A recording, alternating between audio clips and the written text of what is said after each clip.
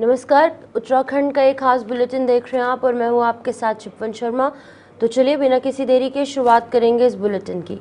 उत्तराखंड में स्नातक स्तरीय प्रतियोगिता परीक्षा 2025 में कथित नकल प्रकरण की गंभीरता को देखते हुए राज्य सरकार ने विशेष अन्वेषण दल यानी कि SIT गठित कर दी है और ये दल पूरे प्रदेश में मामले की समुचित जांच करेगी और विभिन्न स्रोतों से मिली सूचना, शिकायत और जो तथ्य हैं उनका परीक्षण होगा। अध्यक्ष के आवश्यकता अनुसार अन्य जो अधिकारी हैं और साथ ही साथ विशेषज्ञों का सहयोग भी ले सकते हैं। SIT 1 माह के भीतर अपनी रिपोर्ट शासन को सौंपेगी, जिसके आधार पर आगे की कार्रवाई की जाएगी। राज्य सरकार ने स्पष्ट किया है कि जांच निष्पक्ष और गंभीर दृष्टिकोण से की जाएगी ताकि परीक्षा प्रणाली पर विश्वास बना रहे। आपको ग्राफिक्स के माध्यम से समझाएंगे कि SIT में शामिल अधिकारी कौन कौन से हैं। तो मैं आपको बता दूं कि ये जो टीम गठित की गई है SIT की, इसके अध्यक्ष जो है वो जया बलूनी है, जो कि पुलिस अधीक्षक है ग्रामीण देहरादून से। वहीं इनके सदस्य कौन कौन है वो एक एक कर नाम आपको बताऊंगी। देहरादून के क्षेत्र अधिकारी अंकित कंडारी, उसी के साथ साथ स्थानीय अभिसूचना इकाई देहरादून के निरीक्षक है लक्ष्मण सिंह नेगी। वहीं गिरीश नेगी है जो कि उप निरीक्षक थानाध्यक्ष है रायपुर देहरादून के, और राजेश ध्यानी उप निरीक्षक है साइबर पुलिस स्टेशन देहरादून के। ये तमाम लोग हैं जो कि इस SIT के अंदर शामिल है। एक अध्यक्ष है और 4 सदस्य जो है वो यहाँ पर बनाए गए हैं, यानी कि 5 सदस्यता टीम यहाँ पर SIT गठित की गई है ताकि जो कथित तौर पर धांधली के आरोप लगे हैं कि इन पूरे एग्जाम्स में धांधली हुई है उसको सही ढंग से जांचा जा सके। आगे बढ़ेंगे। मुख्यमंत्री पुष्कर सिंह धामी ने मुख्यमंत्री आवास में उत्तराखंड CSR डायलॉग कार्यक्रम में प्रतिभाग किया और सारकोट प्राथमिक विद्यालय में डिजिटल क्लासरूम का वर्चुअल शुभारंभ किया। इस अवसर पर एक्सिस बैंक समूह और टोयोटा सहित कई कंपनियों के साथ साथ शिक्षा, स्वास्थ्य, पर्यावरण संरक्षण और सामुदायिक सशक्तिकरण के लिए MOU किए गए। वहीं आपको बता दें कि मुख्यमंत्री ने कहा कि राज्य में 3.56 लाख करोड़ से अधिक निवेश प्रस्ताव मिले हैं, जिनमें से 1 लाख करोड़ से अधिक धरातल पर उतर चुके हैं। ये हमारे प्रदेश के लिए भी अत्यंत महत्वपूर्ण है कि आज देश के प्रतिष्ठित कॉर्पोरेट हाउसेस अपने CSR के तहत उत्तराखंड में अच्छी शिक्षा मिले, स्वास्थ्य, स्वच्छता एवं पर्यावरण जैसे महत्वपूर्ण क्षेत्रों में अपना महत्वपूर्ण योगदान दे रहे हैं। और हम राज्य के अंदर जो हमने विकास का एक मॉडल आगे बढ़ाने का प्रयास किया है, उसमें इकोलॉजी और इकोनॉमी दोनों का समन्वय हो, दोनों का बैलेंस हो। और अभी आदरणीय सुनील जी ने अभी मुझे कहा भी है कुछ संस्थाओं के लोग आकर हम लोगों से मिलेंगे, और इस समय हमको बहुत आवश्यकता भी है राज्य के अंदर कि यहाँ की इकोलॉजी भी ठीक रहे और साथ में विकास के काम भी चलते रहें। इसके लिए मैं आप सभी का हृदय दिल से आभार व्यक्त करता हूं। भाइयों बहनों, हम सबके लिए अत्यंत गर्व का विषय है कि इस विजयदशमी पर हमारे मातृ संगठन राष्ट्रीय स्वयंसेवक संघ अपनी गौरवमयी यात्रा के 100 वर्ष पूरे करने जा रहा है। और राष्ट्रीय स्वयंसेवक संघ की ये यात्रा हमारे देश के सांस्कृतिक मूल्यों, राष्ट्रवाद और भारतीयता की भावनाओं को पुनर्स्थापित करने की यात्रा रही है। संघ ने अपने सभी अनुषंगिक संगठनों के माध्यम से समाज जीवन के विभिन्न क्षेत्रों में सकारात्मक बदलाव और राष्ट्र निर्माण के कार्यों को सशक्त रूप से आगे बढ़ाया है। संघ की प्रेरणा से ही आज हम राज्य की शिक्षा व्यवस्था में महत्वपूर्ण सुधार और नवाचार लाने की दिशा में ठोस कदम उठाने जा रहे हैं, जो न केवल विद्यार्थियों को गुणवत्तापूर्ण और आधुनिक शिक्षा प्रदान करने में सहायक सिद्ध होंगे, बल्कि उनके जीवन के उच्च आदर्शों को और नैतिक मूल्यों को विकसित करने में भी बहुत महत्वपूर्ण भूमिका निभाएंगे। आज मुझे बताया गया कि एक्सिस बैंक समूह के द्वारा जहां एक और राज्य के 24 विद्यालयों पे डिजिटलाइजेशन के लिए MOU किया गया है, वहीं चूंकि हम लोग विधानसभा का जब भी ग्रीष्मकालीन सत्र होता है तो उससे लगा हुआ गैरसैंण से आगे भराड़ीसैंण है, और भराड़ीसैंण के पास उसी के 4-5 किलोमीटर के रेडियस में एक ग्राम सभा है सारकोट। तो मैं जब वहां गया तो मैंने देखा कि उस गांव की महिलाएं बहुत अच्छा काम कर रही है, बच्चे बहुत अच्छा काम कर रहे हैं, मधु पालन के क्षेत्र में, सब्जी उगाने के क्षेत्र में और दुग्ध उत्पादन के क्षेत्र में भी, और पूरी तरह से मद्य निषेध उन्होंने वहां पर किया गया है। महिला मंगल दल, युवक मंगल दल बहुत प्रयास वहां पर करते हैं और गांव के अंदर बड़ी यूनिटी है। तो ये मैंने सोचा कि ये गांव क्यों ना आदर्श गांव होना चाहिए। तो मैंने शुरुआत करी कि मुख्यमंत्री के रूप में एक गांव सबसे पहले मैं इसको लेता हूं कि इसको मैं अपने में अडॉप्ट करता हूं। और आज से लगभग 1 साल पहले ये प्रक्रिया हमने शुरू करी। आज मुझे बताते हुए खुशी है कि वो गांव बहुत अच्छा एक विकसित गांव की तरफ आगे बढ़ रहा है। अनेक प्रकार के नवाचार वहां पर हो रहे हैं और उसी गांव की 21 साल की बेटी प्रियंका नेगी इस बार वहां की ग्राम प्रधान अभी बनी है। नए जो चुनाव हुए हैं और बहुत शानदार तरीके से पूरे गांव के लोग आगे बढ़ रहे हैं। तो आज आदर्श गांव सारकोट के भी प्राथमिक विद्यालय को भी डिजिटल उसका शुभारंभ भी आज किया गया है। इसके अलावा प्लेनेट स्कूल रिसर्च सेंटर के जनरेशन ऑफ जीनियस प्रोजेक्ट के अंतर्गत उत्तराखंड के 9वीं 10वीं कक्षा के विद्यार्थियों ने जो शोध पत्र प्रकाशित किए हैं उन्हें महर्षि योगी संस्थान के सहयोग से 50 देशों के विद्यार्थियों के साथ मिलकर शोध कार्य करने का भी अवसर प्राप्त होगा। वहीं उत्तराखंड में पेपर लीक मामले में बड़ी कार्रवाई करते हुए पुलिस ने मास्टरमाइंड उमर खालिद और उसकी बहन को अब गिरफ्तार कर लिया है, जबकि अन्य आरोपियों की तलाश जारी है। इसी बीच में बेरोजगार युवा सड़कों पर प्रदर्शन कर रहे हैं और संगठन का कहना है कि जब तक ये परीक्षा निरस्त नहीं होती उनका आंदोलन जारी रहेगा। और इस मामले पर मुख्यमंत्री पुष्कर सिंह धामी ने सख्त रुख अपनाते हुए कहा कि युवाओं के भविष्य के साथ खिलवाड़ करने वालों को किसी भी हाल में बख्शा नहीं जाएगा। उन्होंने याद दिलाया कि पहले भी नकल प्रकरणों में 100 से ज्यादा लोगों को जेल भेजा जा चुका है। देखिए, किसी भी कीमत पर युवाओं के, नौजवानों के भविष्य के साथ खिलवाड़ नहीं होने दिया जाएगा। चाहे कोई भी इसमें दोषी पाया जाएगा उसके खिलाफ कार्रवाई होगी और ये हमारी जीरो टॉलरेंस की नीति है।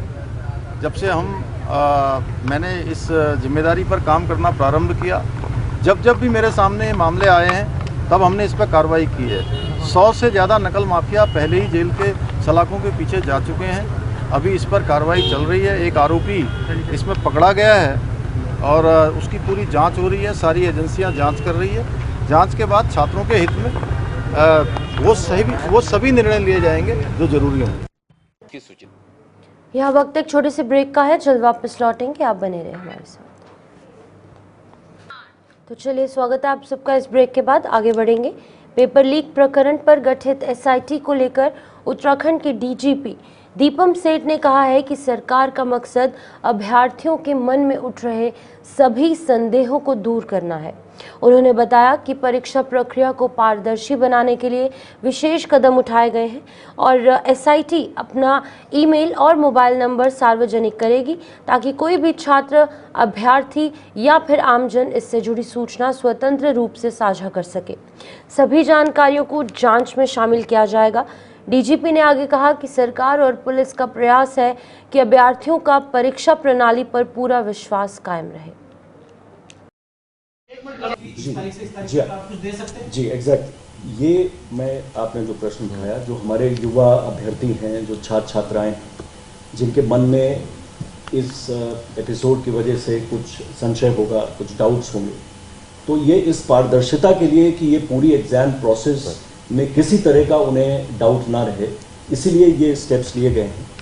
जो एसआईटी होगी उसका पूरा ये जो 1 महीने का टाइम है, ये अभी आपने जब प्रेस ब्रीफिंग करेंगे तो ये शेयर करेंगे अपना ईमेल, अपना मोबाइल एक नंबर, जिस पे कोई भी पूरे राज्य में कोई भी सूचना, कोई भी जानकारी इस एसआईटी के साथ शेयर करना चाहता है तो वो बिल्कुल स्वतंत्र होंगे और ये इनवाइट करेंगे और उस चीज़ को भी सम्मिलित करेंगे। आपने जो बताया, ये जो बाकी चीज़ें हैं कि जिस तरह की बात आ रही हैं ये भी सब एसआईटी के स्कोप में होगा। जो भी जानकारी कि कब क्या हुआ, कोई भी जो जानकारी देना चाहता है जी एग्जैक्टली, ये मैं आपने जो प्रश्न उठाया, जो हमारे युवा अभ्यर्थी हैं, जो छात्र छात्रा। उत्तराखंड लोक सेवा आयोग की परीक्षा में 21 तारीख को हुए पेपर लीक मामले में पुलिस ने मुख्य आरोपी खालिद को गिरफ्तार कर लिया है और इससे पहले उसकी बहन साबिया को भी गिरफ्तार किया जा चुका है। जांच में सामने आया कि खालिद ने परीक्षा केंद्र में मोबाइल छुपाकर जो क्वेश्चन पेपर है यानी कि जो प्रश्न पत्र है उसकी तस्वीरें खींची और अपनी बहन को भेजी। साबिया ने ये तस्वीरें सुमन नामक असिस्टेंट प्रोफेसर को भेजी और सोशल मीडिया पर वायरल होने के बाद खालिद दिल्ली भाग गया, लेकिन रायपुर से गिरफ्तार उसे कर लिया गया है। मामले की पूरी जांच के लिए एसआईटी गठित कर दी गई है, जो जल्द ईमेल और टोल फ्री नंबर जारी करेगी। उसने जो बताया, उसका ये कहना था कि उसकी बहन सीमा, जो कि 2 साल पहले पीएचडी का एग्ज़ाम दे रही थी, तो उसे काफ़ी उम्मीद थी कि उसका जो इंटरव्यू हुआ इतना अच्छा हुआ है कि उसका सिलेक्शन हो जाएगा, लेकिन उसका सिलेक्शन नहीं हो पाया। तो उसे लगा कि कहीं ना कहीं ऐसा ना हो कि किसी कारण से या फिर जानबूझकर मेरा सिलेक्शन ना किया हो, मेरे मार्क्स तो अच्छे थे, उसे ये उम्मीद थी। तो उसे किसी ने बताया था कि आप एक संगठन है, वहाँ पे जाके संपर्क करेंगे तो ऐसी कोई चीज़ होगी तो आपकी हेल्प हो जाएगी। तब उसने संपर्क किया था बॉबी पवार से, जैसा कि उसने बताया है। और उसके बाद फिर जब ये वाली बात आई, उसने अपनी बहन से कहा कि मुझे लग रहा है कि ये कोई पेपर है, मुझे साबिया से बात करके शक हो रहा है। तो उसकी बहन ने कहा कि तुम ऐसा करो कि बॉबी पवार से बात करो, मेरे पास नंबर है, मैं देती हूँ। तो उसने नंबर दिया था, उस समय पर उसने बात भी की है, उसकी बात भी वहाँ हुई है और उसने फॉरवर्ड भी किया। मैम, उसको पुलिस पे भरोसा नहीं, प्राइवेट व्यक्ति पे भरोसा। देहरादून में भारतीय जनता पार्टी ने प्रदेश संगठनात्मक कार्यशाला आयोजित कर मिशन 2027 की तैयारियां शुरू कर दी हैं। कार्यक्रम में राष्ट्रीय महामंत्री बीएल संतोष, मुख्यमंत्री पुष्कर सिंह धामी, प्रदेश प्रभारी दुष्यंत गौतम और सह प्रभारी रेखा वर्मा शामिल रहे। नई नियुक्त प्रदेश पदाधिकारी, जिला प्रभारी और जिलाध्यक्ष भी इस बैठक में उपस्थित रहे। देखिए, हमारी संगठन की प्रथम कार्यशाला है। अभी हमारे संगठन का विस्तार मंडल स्तर से नीचे बूथ स्तर तक जाना है। बूथ स्तर तक हम किस प्रकार संगठन का विस्तार कर सकते हैं, सारे विषय की रणनीति इस बैठक में बना रहे हैं, क्योंकि हमारा मुख्य केंद्र पोलिंग बूथ ही होता है। बूथ पर भारतीय जनता पार्टी की विजय हो और बूथ हम जीते, उसके लिए कार्यकर्ताओं का समन्वय स्थापित करना। हरिद्वार के ग्रामीण इलाकों धनपुरा और घीसूपुरा में देर रात हजारों की भीड़ बिना अनुमति जुलूस निकाल रही है, जिससे कि इलाके में दहशत का माहौल बन गया। ग्रामीण हिंदू परिवार रात में घरों में कैद रहते हैं। डर है कि काशीपुर जैसी हिंसा यहां दोहराई ना जाए। लगातार 4 दिन से रात में जुलूस निकलने के बाद और निकलने के कारण दंगा भड़काने की आशंका भी बढ़ गई है। हिंदू समाज ने फेरूपुर चौकी घर जाकर वहां पर विरोध प्रकट किया और प्रशासन से सख्त कार्रवाई की मांग की। वहीं कुमाऊं विश्वविद्यालय से जुड़े महाविद्यालयों में आज छात्र संघ चुनाव के लिए नामांकन प्रक्रिया पूरी हो गई है। नैनीताल के डीएसबी परिसर में भी विभिन्न पदों पर नामांकन हुए, जहां प्रत्याशी अपने दमखम का प्रदर्शन कर रहे हैं।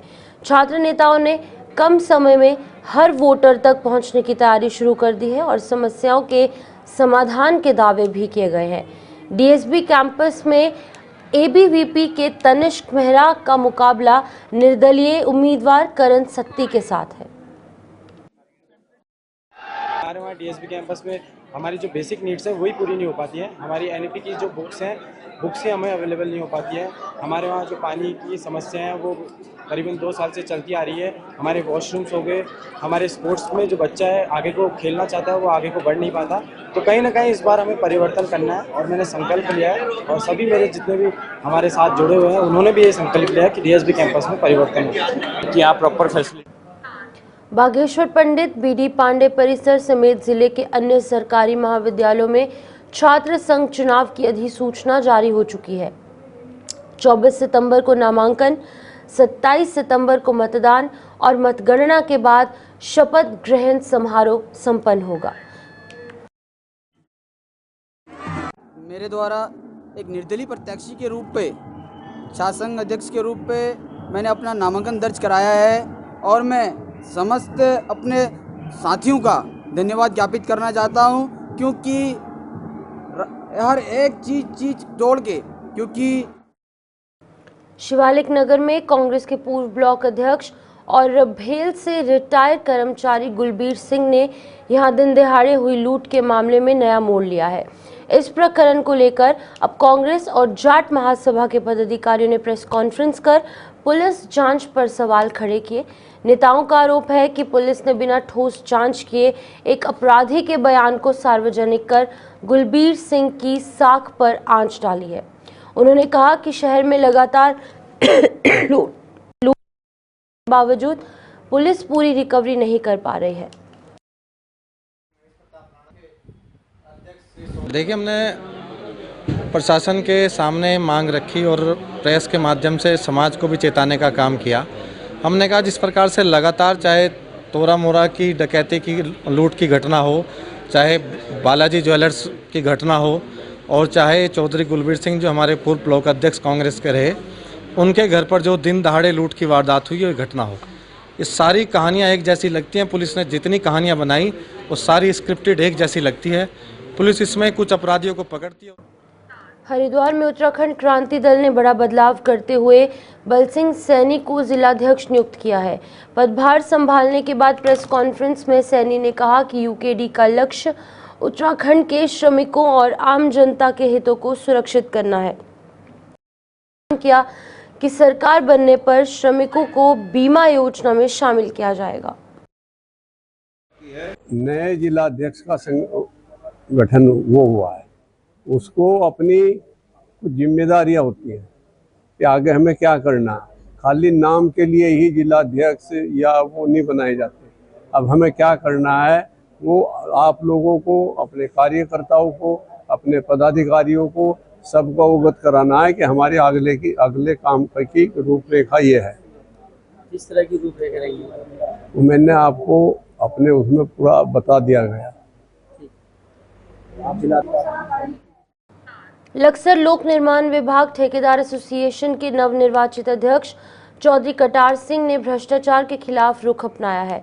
आपको बता दें कि उन्होंने आरोप लगाया कि विभाग के कुछ अधिकारी और कर्मचारी ठेकेदारों से अधिक कमीशन वसूलते हैं और इसका वीडियो सोशल मीडिया पर जमकर वायरल हो रहा है।